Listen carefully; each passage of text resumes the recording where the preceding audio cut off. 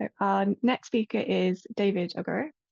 David is a PhD candidate in the Department of History at Brown University in the United States.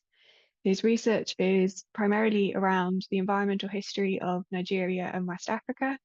He's interested in multi-species collaboration and the place of colonialism, science, and aquatic environments in the history of West Africa. He's been looking at the historiography of the environmental history of Nigeria, which is dominated by histories around resource extraction. And during the Scholars Programme, David has been working on a history of coastal Nigeria that focuses on the source, on water, rather than on resource extraction. Through this reorientation of how an environmental history of Nigeria can be written, David seeks to produce not just a historiographic intervention, but a methodological one as well. This is a standalone project that will inform David's wider work on the progresses of the inform his wider doctoral program at Brown. And he's been based in the University of Strathclyde and has been supervised by David Wilson there. And the title of David's paper is Entangled with Water, Rethinking the Environmental History of Coastal Nigeria. Over to you, David. Yeah, the title of the paper is Entangled with Water. I'm thankful for the Earth Scholarship Program for giving me time to kind of think about my dissertation, because I'm in the preliminary stage of kind of thinking about the proposal and prospectus and all that. So I wanted to think a bit differently about the way people have been talking about coastal Nigeria. And so that got me to this place. And this is I guess, a part of what I've been thinking so far in Scotland. I'm currently in London now doing research in the archive. Let's see. So the area I'm looking at is coastal Nigeria. Specifically, I'm looking at, there's a place called Ondo State in Nigeria. That is one of the predominant oil producing states in Nigeria. And I'm also looking at Lagos. I got a couple of maps. Some are not very clear. This is a colonial map showing the Lagos Harbor. They're doing a lot of construction. So you can see, I'm not sure it comes out clearly. And this is a coastal survey of coastal Yoruba land in Nigeria. Just to get a sense of the place, I'm not sure this is the best maps to kind of give you a clear vision, but I just wanted to show how different time periods have kind of drawn out different ways of looking at coastal Nigeria, just to give you a sense of what it's all about. So yeah, I'm going to begin the presentation by kind of talking about Fela Kuti. Many of you might know him. Is a popular, or the genre creator of Afrobeats. In 1975, he released this song called Water No Get Enemy. In the song, he says, water, you could use water for everything. Use water to bathe, use water to cook. Water is so integral to everything that we do. So it's impossible for water to have conflicts with human beings, because it's so integral to the way we operate. So it's impossible for us to have that kind of relationship with water. But the irony of the situation is that in the 70s, when Fela released this song, was the period where Nigeria had the oil boom. At that time, we did not have as much environmental laws on degradation and all that, so there was a whole lot of extraction. So why Fela at one point was saying water doesn't have any enemy, there was a whole lot of environmental degradation going in the background, but that's just aside. So Fela is right to suggest that water is integral to all humans, but many things mediate our relationship with water and waterscapes. Culture, politics, economics, and technology shape and condition the way through which people mediate and relate to water. For this reason, we subconsciously recognize its importance, yet our relations with water throughout history cannot be solely qualified holistically as peaceful. So while Fela's voice doesn't represent all Nigeria, I want to put that as a caveat. It does speak to an unconscious imagining of water in Nigeria, the belief that water is integral, fruitful, and a source of cultural and ritual power, albeit without enemies. Ironically, in the various relationships formed over time with water, attempts to dominate water by abstracting and extracting its value has led to water and water bodies receding into the background as passive subjects, static and waiting for our utility. However, the multiple life worlds of water demonstrate that through global histories, human agency has been shared and interdependent, and waterscapes have been an active part of these diverse stories. So Nigeria's history is kind of replete with different relationships with water bodies. But ironically, if you look at what I would consider an environmental history of Nigeria, there isn't like a subfield called an environmental history of Nigeria, but like most of the research that has gone on about coastal Nigeria has focused on oil production, oil extraction, and all that. And so this production about oil has started from as early as 1903 to 1908. That was like one of the first period of oil exploration from 1950s, 1960s, up to the 1990s. Until present, there's still a whole lot produced about oil. If you check about coastal Nigeria, that's probably the first search result you get if you check Google. So initially, this historiography started as one of optimism and excitement about the value of the resource. Like some of the earliest publication about oil, you see, oh, this is going to transform the country. This is going to do so much in terms of development, infrastructures, and all that. And then from the 1970s and 1990s, you kind of have a more balanced thinking where people are now talking about technology transfer, labor problems, resource control, management questions, and all that. But even then, environmental degradation and all that wasn't really a big issue in the historiography. But from like the 1990s to present, there was now more visibility on oil and its impacts on like things like the Ogoni crisis. We now had like focus on protests, violent resistance, law and regulations, things like that. So most of the research from this period started focusing on things like human rights abuse, environmental degradation, deprivation, poverty. So many aspects of that came to dominate this thing. But the interesting thing about this historiography is, on the one hand, it's focusing a lot on what I call the core Niger Delta.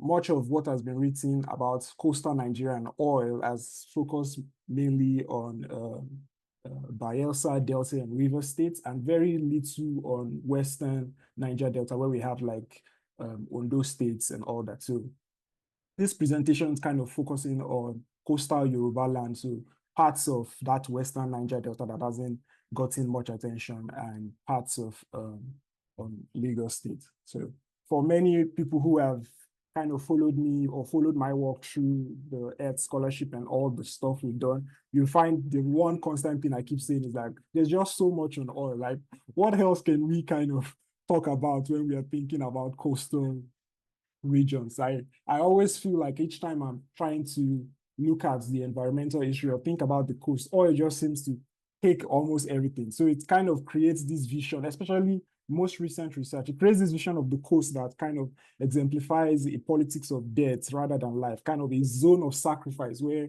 everything in the coast is the coast is kind of produced to satisfy the nation states, to develop the nation states and all that. So that focus of oil has kind of been very problematic. So throughout this program, I've been thinking, how can we shift that focus? What lens can we use? And I said, okay.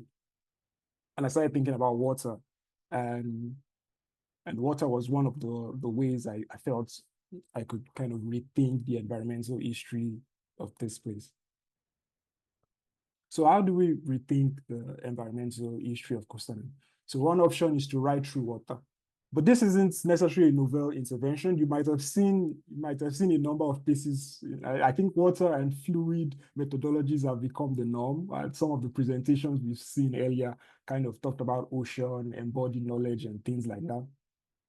But in history, especially, when you see people talk about water, it's always more of the people have been talking so much about land. Let us talk about water. It's more like we've been focused on land so much. Let's just shift the attention to water. It's a kind of I find it a very simplistic intervention. So this kind of simplistic intervention that doesn't pay attention to like the intricacies, you just want to turn attention to something else, not really look at what are the relationship between land and water, what are the spatial and temporal scales, what are the interdependent factors that kind of cover changes over time. And so when you kind of introduce that, you are able to like shift and balance the scale of analysis from micro and macro analysis, encompass the multiple life worlds of water. So rather than focus on oil, you start kind of tracking the different relationships people have over time. So this presentation is going to be looking at this meaning making and cultural productions around water over time, and seeing how it was operating before colonialism, during colonialism, and after, and also kind of look at the other life worlds out of oil, like away from oil, away from that focus. What are the other things that are happening around coastal Nigeria, water bodies and the like?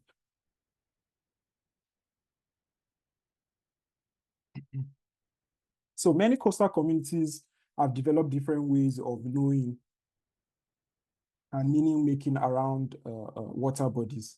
For our purpose here, I'm going to focus on the Ilaje, the Occupy Ondo State, one of the places I'm talking about.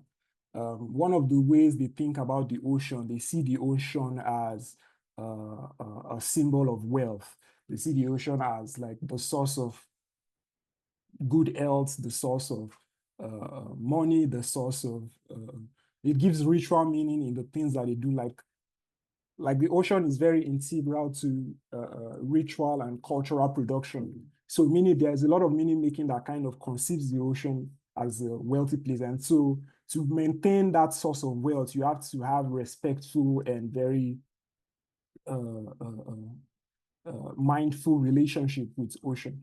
And I know for many people, this might be can be seen as kind of romanticism, where you kind of, oh, you're glorifying the way people are looking at it. But I think one thing we need to take out of this meaning making around the ocean is how they are conceiving it as a symbol of wealth. And I'll kind of get back to this point later.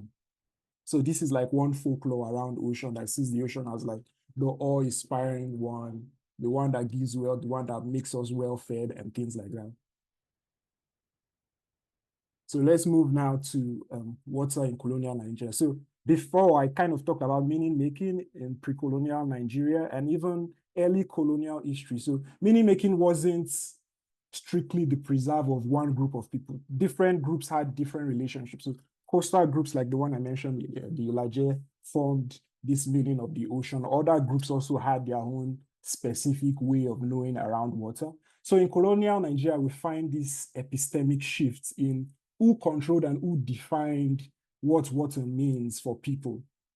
And one example I'll give happened in Lagos, where in British colonial period, especially from the late 19th century, that's in the 1890s up to the 1940s especially, the British started looking for ways they could create pipe-borne waters in Lagos, especially for the European population. And one of the ways they thought about going about that was like taking control over rivers and like channeling water from those places and preventing people from actually using rivers. So people who had developed relationships with certain rivers in different parts of Lagos were prevented from using those rivers. They started defining certain places to have good water and certain places to have bad water.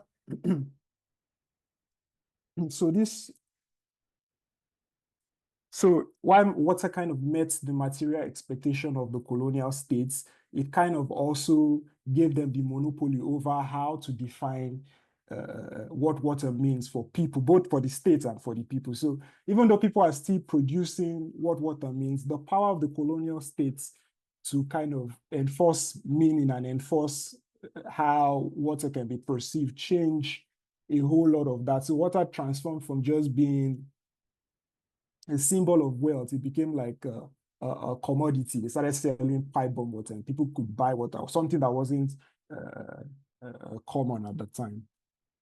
So at the epistemic level, the meaning making around water began to shift in the colonial period. The power to define what water meant shifted away from different coastal groups and communities, such as the Ilaje, who had developed relations, symbols, and meaning for water and water bodies. However, the restriction on relations with water and the commodification and commercialization of water stand out as one turning point among many in how the monopoly over the meaning-making around water begin to change. The colonial states, with its concentrated energy, political and otherwise, and needs, along with its control over the means of production and distribution, engendered an epistemic one, an unequal one at that. So that's like, so from seeing the water as solely the preserve of different groups, the colonial government now had like an epistemic control of who defines water and what water means. And this epistemic control is kind of, even when we enter the post-colonial period, that does not change. But what I find interesting is the adaptation around this epistemic monopoly.